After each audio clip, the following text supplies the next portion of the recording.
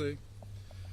We have a few things we'd like to talk about this afternoon. We have some speakers that are going to come along with us and give their insights on it, and have a few people that have some personal stories to tell with it also. What we're asking for an immediate base salary increase across the firefighter ranks to bring the wages closer to regional and national averages and provide a living wage so our firefighters can live and serve in the city they live in. Also, we'd like to see a structured step pay plan, and that way they would know where they're going to be at in the future. In 2, 3 years, 10 years down the road, we would like to know where you're going to be at for, what percentage you're going to be making without a cost of living to be included in that, just where we would be normally at. And these all affect our retention, our recruitment here in Clarksville. We've lost some guys, some young guys over the past couple of years that have gone off to make more money and to different departments, and some of them have gone into complete different career paths altogether just because they couldn't survive off what they were making. We're just trying to make awareness and build a relationship with the council and the mayor and make them aware of what's going on and what we need, and hopefully they can reach out and we can come to some conclusion with all this. At this time, I would like to introduce Josh Gillette.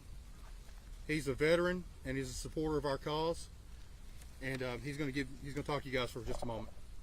Josh.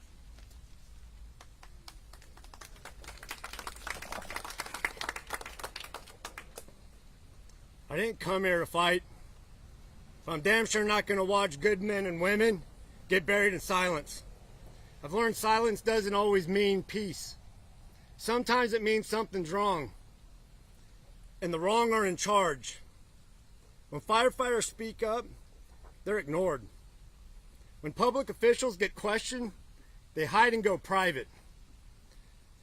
When our community heroes get left behind because even the local media wouldn't, it's either you speak up or you become part of the problem. I'm Josh. I served 20 years in special forces. I've carried brothers off battlefields. I've been carried off battlefields from being torn apart by IEDs. I know what it looks like when the brave are forgotten. And I see that kind of courage, not in City Hall, but in the firefighting standing behind me. We wear different uniforms, but we fought the same fight, protecting people who can't protect themselves. And while they're out there saving lives, some leaders, they're staying quiet. Not out of respect, but out of comfort. They'll push statues, make backdoor deals with criminals, approve strip malls, and protect their image. But they won't protect the ones who protect this city. Meanwhile, firefighters are working 2 or more jobs just to buy groceries, just to live in the very neighborhoods they serve. Other towns pay more for the same risk. And if frontline heroes aren't getting support, you better start following the money. It's not a tax problem. It's the planning that is broken. And it's not just the road planning here in this city. So if you let me ask you, what really matters in this town? It ain't statues. It ain't restored buildings. Sure as hell ain't strip malls and car washes and rentals before fixing our road systems. It's you. It's the people. The community heroes that say, I'll go first. They're the backbone. Whether it's a battlefield or a burning building, it takes the same kind of courage. And protecting them, that's how we survive as a city, as a people, as a place, by God, worth calling home. Because when you invest in those who serve, you're not just protecting lives, you're protecting the soul of the community. Yes. That's right. If you wouldn't trade places with the ones running in the fires, you better take care of them when they come out. Don't say you support the troops if you won't support the ones suiting up right here at home. They say promote and support local, I say you go first, City Hall. Prove it to your local community heroes. And I'll leave you with this. The people are watching now. They see who's protecting the people and who's just protecting themselves. They say for public officials, the deeper the roots in the city, the more rotten is their core. Yeah. Thank you, Josh. This time I'd like to introduce Misty Robertson from the Central Labor Council, Vice President. Good afternoon. So our state and this city continue to invest in greedy corporations that pay low wages instead of investing in the people who make this city run, and we demand a change. In 2024, our supermajority in the state legislature gave $1.5 billion, yes, billion, in tax rebates to corporations, and a lot of them are not even headquartered in the state of Tennessee. At the same time, our firefighters here in Clarksville risk their lives to keep us safe while facing significant financial struggles, many times being forced to work second jobs. This causes low morale and a huge retention issue, which we do not need. As a community, we should be praising and supporting our city fire service members and make sure they can make ends meet at the end of the day to support their families. All of us have a lot to lose if things don't change for the better. The Central Labor Council of Middle Tennessee and all of their affiliates stand with these brave men and women in their fight for better wages. Thank you. Thank you, Misty. At this time, I'd like to call up Firefighter Hubert. She has a story for everyone.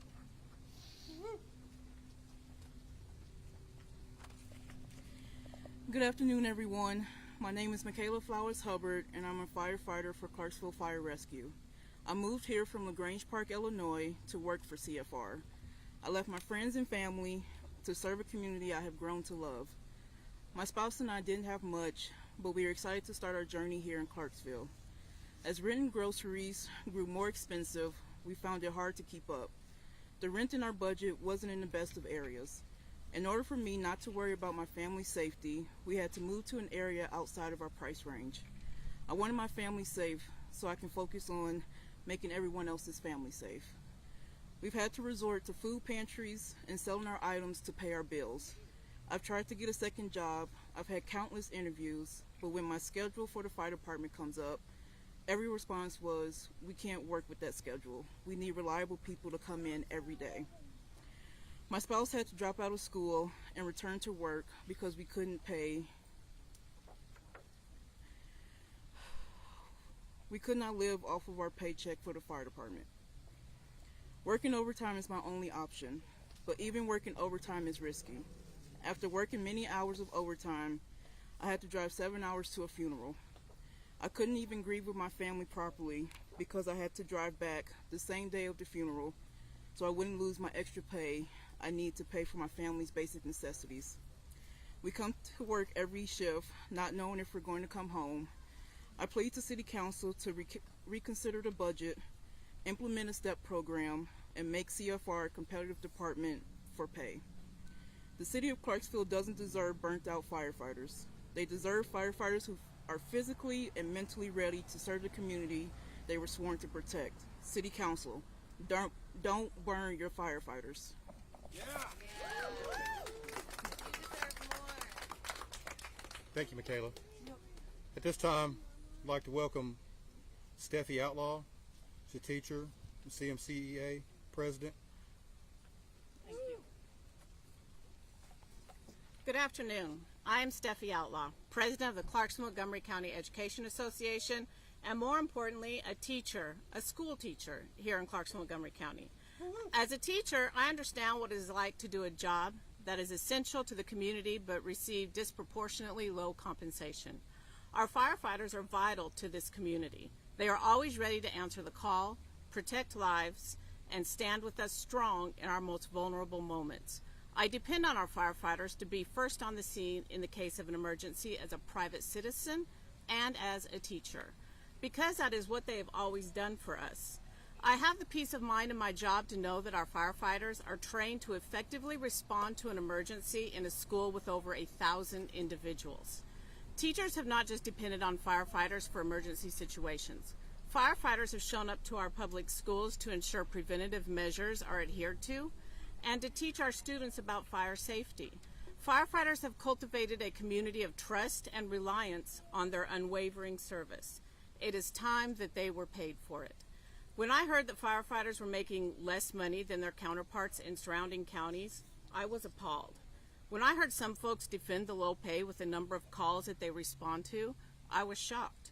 Firefighters are professionals who are continually training and stay ready and prepared to respond to our community needs. Firefighters have equipment that must be regularly inspected and maintained to ensure the safety of both firefighters and the public. We need to pay these brave men and women for their training and readiness, as well as their response to emergencies. I'm a veteran as well. I wasn't only paid when I went to war. I was paid for my training and for my readiness. When we do not pay our public employees enough to live in the community that they serve, the community suffers. We cannot retain great public employees with pay lower than surrounding counties. Our tax dollars should be funding essential workers to keep our community safe. As I stated earlier, they stand with citizens in their most vulnerable moments, and it is time that we take a stand with them now. The next speaker is Melissa Lindsay. She is also a teacher, and she is also part of the Clarksville Montgomery County Education Association, and she is the one that brought this to my attention and said we must stand with them as an association and as teachers, and she's going to speak next.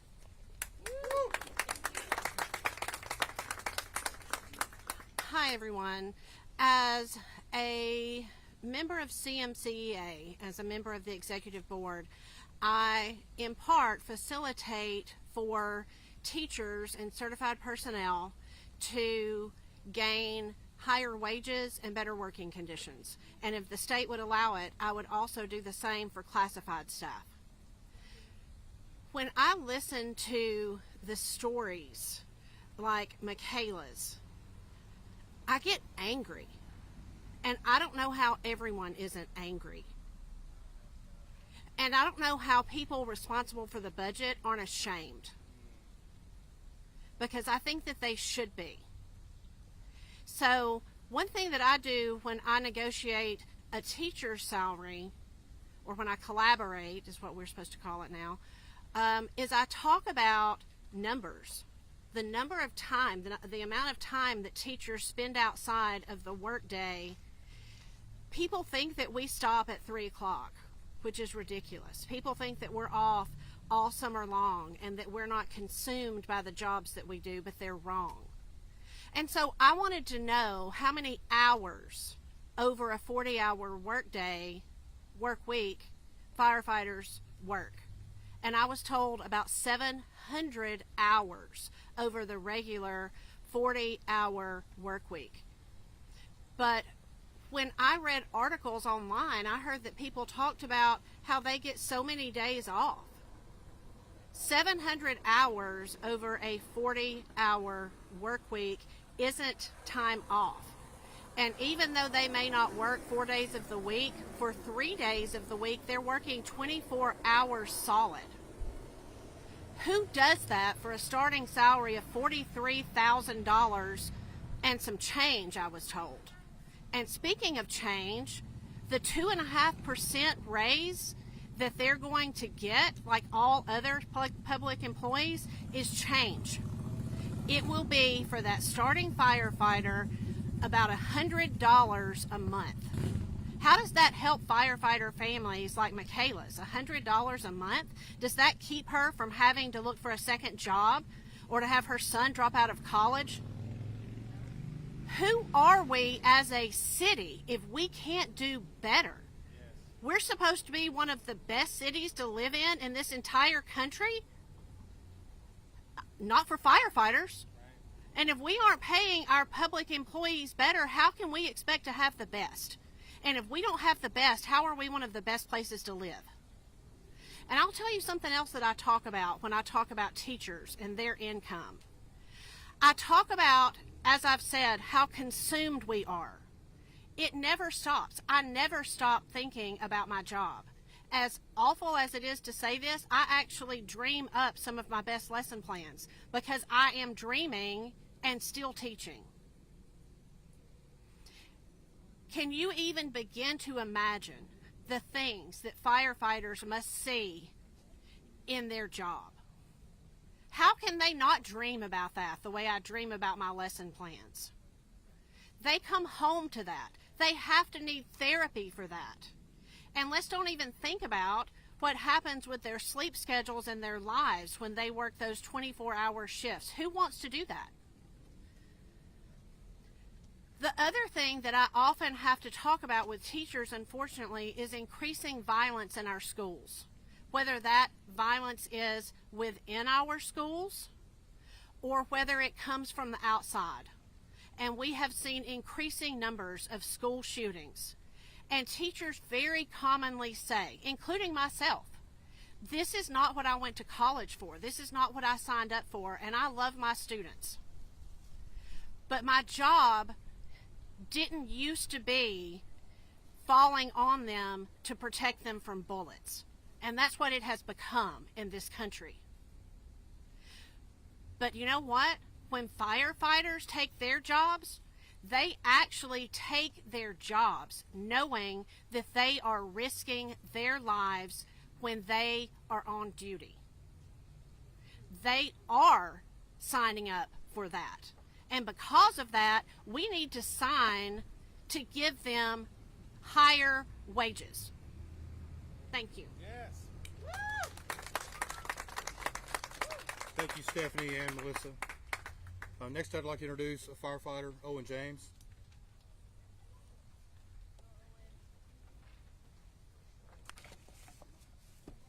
Hello. First, I'd like to start by thanking these educators. My mother's been an educator for 31 years, and their job does not go unnoticed with me.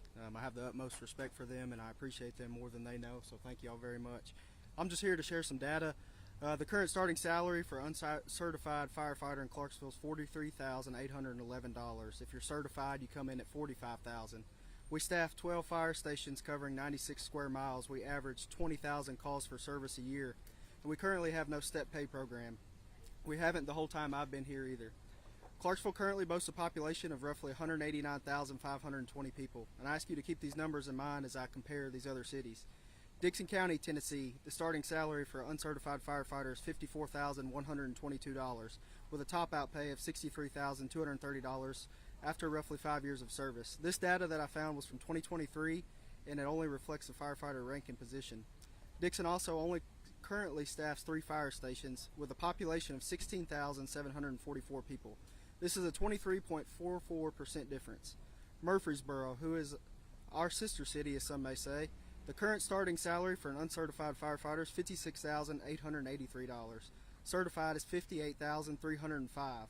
They currently follow a 14-step pay program with a top-out salary for the firefighter position at $78,414. They staff 11 fire stations covering a population of 165,430 people. The difference in uncertified pay between our city and Murfreesboro is 29.8%. The difference between certified firefighter pay in Clarksville and Murfreesboro is 25.76%. Franklin, Tennessee, the current starting salary of uncertified firefighter is $55,000. The current starting salary for a certified firefighter is $60,000. Franklin staffs 8 fire stations covering a population of 88,558 people. A firefighter in Franklin has a top-out salary of $75,805. Now keep in mind this data comes from 2022 in their budget year, so that was 4 fiscal years ago. So I would guess that it has since improved. The difference in uncertified salaries is 22.65%, and the difference in certified is 28.57%. Goodlettsville. Goodlettsville staffs 1 fire station. The current starting salary for an uncertified firefighter is $56,000. The current top-out pay for the firefighter position is $82,409. Goodlettsville has a population of 17,429 people. The difference in these salaries is 24.43%. The top-out salary difference between Clarksville and Goodlettsville is 27.5%. Clarksville's is $62,716, and as I stated, Goodlettsville is $82,409. Goodlettsville also follows a step pay program. Brentwood, Tennessee, uncertified firefighter is $53,603. Certified is $58,235. They staff 5 fire stations covering a population of 45,265 people. Uncertified pay, the difference is 22.21%. certified is 25.64. Brentwood also follows a step pay plan with a firefighter salary topping out at 84,457%. This is almost 30% more than our top out in the firefighter position. Hendersonville. So Hendersonville's also gone through the same thing we have, and so these numbers are old. They have changed. Their current starting should be around 59,000 for uncertified, and certified should be around 61,000. But as their budget stands right now, an uncertified firefighter comes in at 52,000, and a certified firefighter comes in right at 55,000. They staff 5 fire stations covering a population of 63,618 people. They respond to 8,700 calls for service a year, for service annually. The top out position for firefighter is $84,789, or 35.14% higher than Clarksville, and the difference in uncertified pay is 17% when you compare the two. They also follow a step pay program as well. Now we'll go to White House, Tennessee, probably the smallest place I found that also pays more than us, which is not hard to find. White House has a population of 13,875 people. They staff 2 fire stations. They respond to 1,000 calls a year for service annually, and their starting salary for an uncertified firefighter is $51,156, or almost 16% more than Clarksville. White House has a top out pay for the rank of firefighter at $81,788, 26.37% more than our $62,000. I would like for people to keep in mind that we're slated now in Clarksville for it to be 30 years for us to top out in our position. And also, I'd also like to note that our police department within our own city, their starting pay is $49,855, and this is a 12.9% difference from our new firefighters. They also have a lateral program, as we do, which comes in at $45,000. Their new officers that are lateral transfers come in at $54,845, and the difference of that is 19.72% in our own city. These numbers are astounding. It's easy to find places that make more money than us. All you got to do is get on the internet and go through some cities' budgets, and I would be happy to provide more if anybody needs it or wants to hear more from me. Thank you.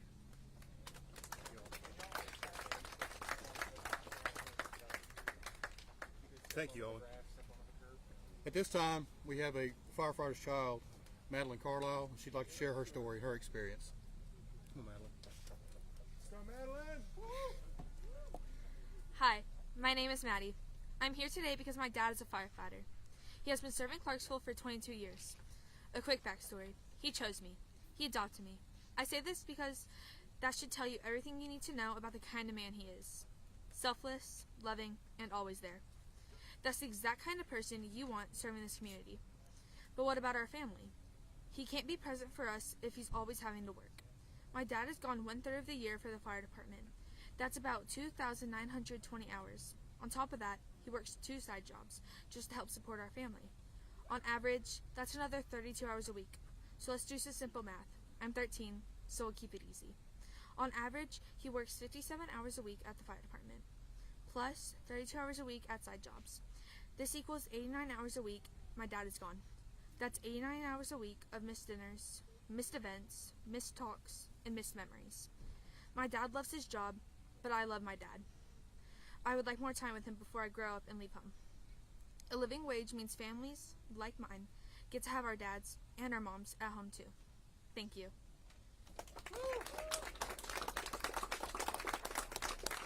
Thank you, Madeline. So what you guys have seen today is there are needs that we have and needs we'd like addressed by the council and the mayor and the department heads. These needs are not asking a lot. Clarksville is a booming city. There's a big tax base. If we can take care of our corporations and we can take care of other things like that, then we can surely take care of our firefighters. Our demands are not that extreme. We just want to be paid a comparable wage and a competitive wage to the cities around us. The entry-level firefighters, we have some that are on public assistance. And the problem with that is they're working as hard as they can, and they're still not making it. And they're working second jobs, and they're trying to do everything they can. Their wives and their kids, their wives can't work because they have daycare so expensive. So what we're trying to do is get that so it helps them out, helps ease the financial ease, so they can take care of their families a little better, mentally and physically. and have everyone healthy and have a long, prosperous life. We have collected close to 3,000 signatures in support of our mission, and we're grateful for everyone who has signed that, grateful for everyone who has shown support online, grateful for everyone who has shown support coming up to us and shaking our hands. We just ask this time that the council and the mayor and department heads look at all the support we have and show a little support back to us also. Thank you guys for coming out tonight. We really appreciate it. If you have any questions, Jesse will handle those. And if anybody wants to go inside for the meeting, you can. But They only Jesse have will take 39 questions. seats, so if you want to